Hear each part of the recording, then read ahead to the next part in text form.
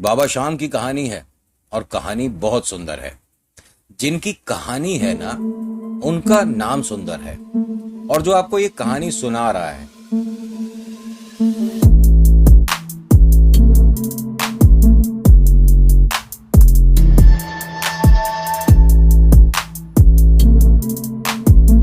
आज की कहानी दिल्ली से है। सुंदर भाई साहब की कहानी है और सुंदर के साथ जो उनकी धर्मपत्नी है ज्योति, इन दोनों की इस मेहनत और इन दोनों के इस ईश्वर भक्ति को आपके सामने परोसने की कोशिश करूंगा। सुंदर के दो बच्चे हैं और ये बाबा श्याम पर बहुत ज़्यादा विश्वास करता है, बहुत ज़्यादा आस्था रखता है और ये ऑटो चलाता है। ये जिनके यहाँ नौकरी कर रहे हैं भाई साहब, इन्हें तकरीबन यहाँ पर 12 साल हो गए और जिनके यहाँ ये काम कर रहे हैं उन्हें पता ही नहीं कि हमारे यहाँ कितने ऑटो, कितनी टैक्सी, ऐसा व्यापार उनका फैला हुआ है। उन्हें नहीं पता, सबके नाम तक नहीं जानते वो। और भाई देखिए, जो मालिक लोग हैं, जो सेठ जी हैं, उन्होंने बाकी सबको जो अपॉइंट करता है, मतलब जैसे कि बहुत सारे टेम्पू वाले भैया हैं जो कि इनके लिए टेम्पू चलाते हैं, इनके ऑटो चलाते हैं। अब सभी को जो पगार देनी है, सबके ऑटो में कोई समस्या है उसे ठीक करानी है, तो उसके लिए एक अलग आदमी है। डायरेक्ट ये लोग मालिक के पास नहीं जाते और मालिक डायरेक्ट इनके पास आकर तनख्वाह नहीं देते। तो मालिक को इन सभी का नाम ही नहीं पता, कौन कहाँ रहता है ये भी नहीं पता। उसे ये पता है कि हाँ, इतने ऑटो मेरे चलते हैं, इतनी बस चलती है, इतनी गाड़ी चलती है, ऐसे ऐसे। बाबा श्याम पर ये भी बहुत विश्वास करता है, आस्था है, लेकिन इसके मन में एक खालीपन है। इनके कोई औलाद नहीं है, तो ये उन सभी को अपना मानते हैं। जितने भी ऑटो वाले हैं, जितने भी बस चलाते हैं या इनके यहाँ जो लोग काम करते हैं, उन सभी को अपना मानते हैं। लेकिन भाई साहब कंजूस बहुत बड़े वाले हैं। मतलब इन्हें अगर कोई कहे कि मालिक, मैंने भरी दोपहरी में आपके ऑटो को चलाया है, इतनी मेहनत करी है और ऐसा है और वैसा है, महीने की पगार आप जो मुझे 3,000 देते हो, अरे 3,050 रुपये दे दो, तो वो 3,010 रुपये ना दे आदमी। वो साफ कहता है कि मेहनत आप कर रहे हो, मेहनत मैं कर रहा हूं, मैंने पैसा लगाया है तो पैसा बनाने के लिए लगाया, कि बाजार में बांटने के लिए लगाया, मैं नहीं दूंगा। और देखिए, हर तरह के लोग होते हैं, उसे आप गलत और सही मत सोचिए कि भाई गरीबों की मदद कर दे, या पूरी कहानी सुन लो, पता चल जाएगा अभी। ये जो सुंदर है ना भाई साहब, ये पूरे साल में 3 बार बाबा श्याम के यहाँ जाते जरूर हैं। अब ये कह सकते हैं कि उनसे अरदास लगाने जाते हैं, उनसे माफी मांगने जाते हैं, या उनका धन्यवाद करने जाते हैं। बाबा धन्यवाद, अभी तक का समय बेहतरीन गया, आगे भी समय अच्छा निकले। बाबा माफी चाहता हूं, आने में देर हुई, कुछ मुझसे भूल चूक हुई हो तो उसके लिए माफी। या अरदास तो सभी जानते हैं कि कैसी लगती है। होता क्या है कि इसे बाबा श्याम के यहाँ जाने में कभी समस्या नहीं हुई। इनकी जो धर्मपत्नी है वो रुपया 2 रुपया, देखिए ये जो आपके हाउसवाइफ होते हैं ना, उनमें क्वालिटी होती है।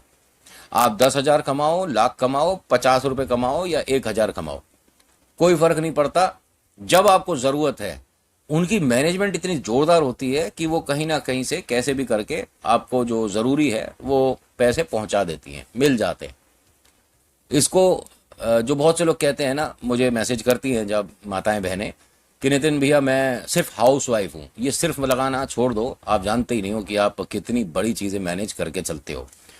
आपको सल्यूट है, ठीक है, बाबा आप पर खूब सारी कृपा करें। होता क्या है कि कभी इसे जाने में समस्या नहीं हुई, रुपया 2 रुपया हमेशा जुड़ा मिल जाता था। लेकिन इन्हें या किसी को भी आगे आने वाला जो समय थोड़ा खतरनाक आ रहा है, खराब आ रहा है, उसके लिए कभी कोई तैयार होता ही नहीं। और ऐसा ही इनके साथ भी था। इन्होंने 2-3 बार कोशिश करी थी कि अब मैं कहीं और नौकरी कर लूं, क्योंकि बच्चे बड़े हो चुके हैं, ठीक है। जो गुड़िया है बस वो अगले साल कॉलेज से बाहर आ जाएगी और फिर उसके लिए लड़का देखने वाली बात आ जाएगी। हाँ, गुड़िया को और बच्चे को ये अच्छे स्कूल में पढ़ा रहे हैं कि चाहे हमें 1 रोटी 2 रोटी कम खानी पड़ जाए, कपड़े चाहे हम पुराने ही पहन लेंगे, लोगों से उतरे हुए कपड़े ले लेंगे, लेकिन बच्चों को स्कूल में शिक्षा के लिए रोकेंगे नहीं। इन दोनों को अच्छी शिक्षा मिलनी चाहिए, तभी भविष्य बन पाएगा, वरना मेरे जैसे टेम्पू या बस आप आगे समझदार हैं। इनकी जो गुड़िया है बहुत ज़्यादा समझदार है और उसने कह रखा था कि पिताजी, मतलब शादी की तो आप कभी टेंशन लो ही ना, अभी मेरे को सबसे पहले एक गाड़ी आपकी बना कर देनी है, मतलब कि एक ऑटो आपका अपना हो, मेरा तो यही सपना है। मेरे कोई ज़्यादा बड़े सपने नहीं, बस ये सपना पूरा हो गया, सोच लूँगी कि मैंने बहुत बड़ी जंग जीत ली। जो छोटा बेटा है वो भी देखिए शैतान तो है, शैतानी करना उसका परम सिद्ध अधिकार है, घर का सबसे छोटा है तो लाडला है। तो नौटंकी तो वो भी पूरी करता है, लेकिन वो भी पढ़ने में अच्छा है। कम समय पढ़ेगा, लेकिन जब पेपर आते हैं तो बढ़िया नंबर आ जाते हैं। माता पिता पढ़ाई से, दोनों बिटिया बेटे से टेंशन में नहीं थे। ठीक है।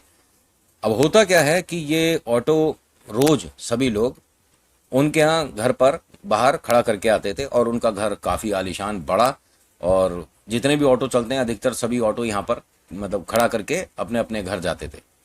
एक तरह का ये भी कह सकते हैं कि हाजिरी लगती थी, अटेंडेंस लगती थी, और सब बताते थे कि आज का इतना गल्ला हुआ, इतने पैसे कमाए, इतने नहीं कमाए, ऑटो में ये समस्या हुई थी, या कहीं पुलिस वाले भाई साहब ने रोक लिया। सब कुछ बताना होता है जो मालिक के मैनेजर हैं उनको। उसके बाद ऑटो को छोड़कर आपको घर जाना है, सुबह आना है, ऑटो को साफ करना है और काम पर चले जाना है। अब ये ऑटो को यहाँ पर छोड़कर मंद मंद मुस्कुराते चल रहे थे कि मुझे 15 दिन के अंदर बाबा श्याम के यहाँ जाना है, और बस अब समय आ गया है, फटाफट से दर्शन करके बाबा को धन्यवाद करूंगा और एक अर्जी लगाऊंगा कि बिटिया के लिए एक अच्छा घर देख दे। ऐसा इसके मन में था, लेकिन इसे ये उम्मीद नहीं थी कि आज दुनिया बदल जाएगी। ये न जाने किस धुन में था, इसे नहीं ध्यान रहा, और इसने बिना देखे रोड को पार करना शुरू कर दिया। और रात में आप जानते ही हैं कि गाड़ियां कैसी चलती हैं। आपको ध्यान होगा, एक बड़ी सी गाड़ी ने एक मोटरसाइकिल पर सवार बेटा बेटी जो कि इंजीनियर थे, अभी हाल फिलहाल की बात है, याद आ गया। हाँ, आज की डेट में लोगों को ऐसे याद करना ज़रूरी है, क्योंकि लिखने में फिर आसानी होती है। किसी गाड़ी ने पता नहीं किस धुन में वो गाड़ी चला रहा था, वरना गाड़ी के साथ ब्रेक तो मुफ्त मिलते ही हैं, रफ्तार मिलती है, लेकिन रफ्तार के साथ कहते हैं ना कि खेल वो ही सकता है जिसका नियंत्रण ब्रेक पर अच्छा हो। गाड़ी तेज हर कोई चला लेता है, नौसिखिया भी तेज चला लेगा, किसी को भी आप स्टीयरिंग पे बैठा दो, भगाने में क्या है, कोई भी भगा लेगा, लेकिन रोकना हुनरदार कोई आता है। इन भाई साहब को गाड़ी ने ठोका और इनके इतनी चोट आई, और लोग बाग कमाल के हैं वैसे आज की डेट में। भीड़ तो बहुत जल्दी लग गई, लेकिन मदद करने के लिए कोई आगे ही नहीं बढ़ा। ये आदमी यहां पड़े पड़े तड़प रहा था। तड़पते तड़पते से बार बार बस ये हो रहा था कि बाबा श्याम मैं घर तक पहुंच जाऊं, या बाबा श्याम मुझे तुम अपने मंदिर बुला लो, क्योंकि यही दो जगह हैं जहां पर मैं अपने आप को जाता हुआ देख सकता हूं कि अब मैं धरती पर बचूंगा तो हूं नहीं, मेरा समय आ गया, लेकिन बाबा या तो घर या तुम्हारा मंदिर, रोड पर नहीं। लेकिन तभी इसे ऐसा लगा जैसे बाबा श्याम खुद आए और इसे उठाकर गाड़ी में रखा है।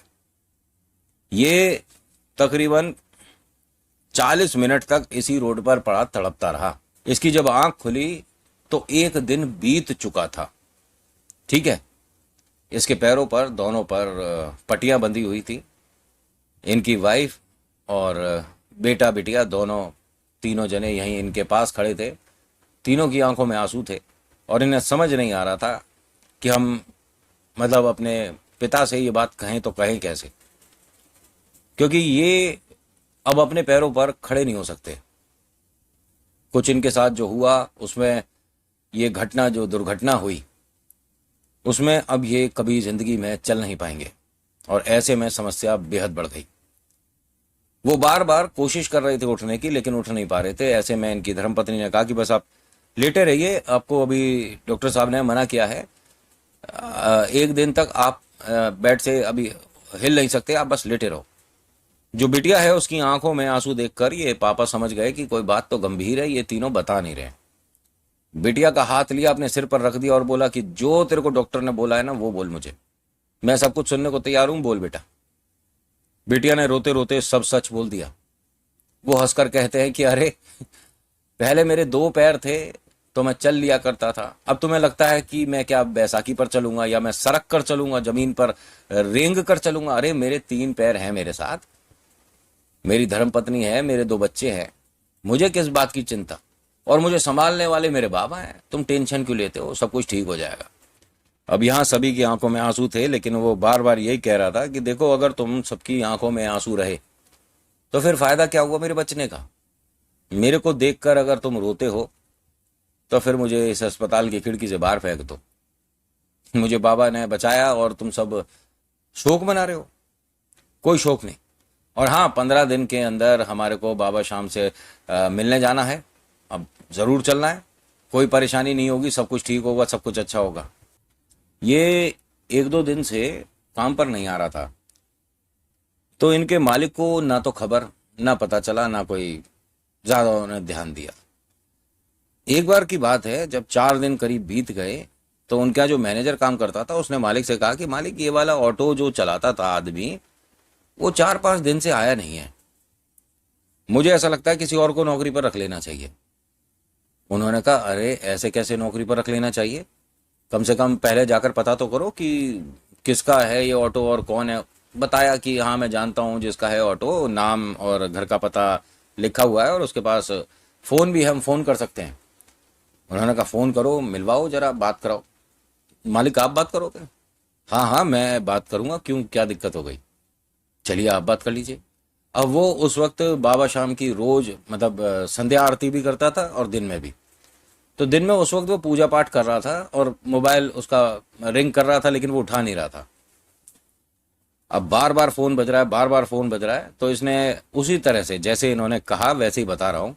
बाबा से क्या कहते हैं कि बाबा रुको, कुछ ज्यादा परेशान हो रहा है कोई, पहले इससे ही बात कर लूँ। इन्होंने बाबा से ऐसे ही बात करी। फोन उठाते ही इन्होंने कहा कि अरे भैया, क्या परेशानी हो रही है, मैं बाबा से बात कर रहा हूँ, कौन है? अब कभी मालिक ने फोन किया हो तो पता भी हो कि मालिक हैं। उन्होंने कहा, हेलो।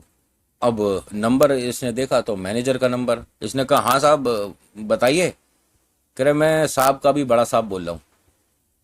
क्या नाम है तुम्हारा? उसने अपना नाम बताया। तुमने नौकरी छोड़ दी है तो कम से कम मुझे पता चल जाना चाहिए कि मुझे दूसरे को नौकरी पर रखना है। उन्होंने कहा, साहब मैं आपको कैसे बताता, और कोई छोटी सी समस्या हो गई थी। कह रहे, छोटी समस्या हो बड़ी समस्या हो, आप आइए और मिलिए जरा। मैं आऊं? हाँ, आपको ही आना पड़ेगा ना, या आप कहो तो मैं आपके घर आ जाता हूँ। नहीं नहीं, आप मेरे घर मैं चलिए मैं कोशिश करता हूँ। कोशिश करता हूँ? आप खुलकर बताओ क्या बात हुई है। नहीं नहीं मालिक, सब कुछ ठीक है, और आपने मुझे फ़ोन किया उसके लिए बहुत बहुत धन्यवाद।